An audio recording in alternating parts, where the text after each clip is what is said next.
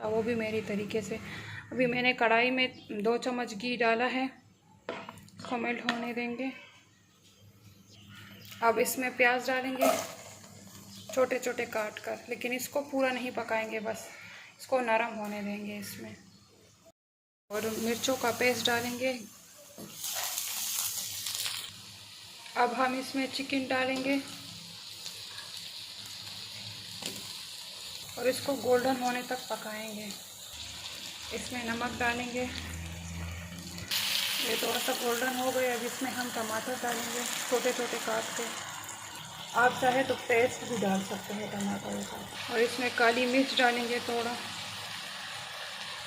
आधा टीस्पून लाल मिर्च red powder जो है इसका डालेंगे। अब इसके ऊपर ढक्कन रखेंगे कि अच्छी तरह पक जाए, इसमें टमाटर गल जाए। दूसरी कढ़ाई में हमने थोड़ा 1 टेबल स्पून घी डाला हुआ है। अब इसको मेल्ट होने देंगे। घी मेल्ट हो गया। अब इसमें हम 1 चम्मच मैदा डालेंगे। इसमें दूध डालेंगे 1 कप, इसे ऑर्गेनो पाउडर, और इसको अच्छी तरह मिक्स करेंगे। ये बनकर रेडी हो गया है। अब इसको ठंडा होने देंगे।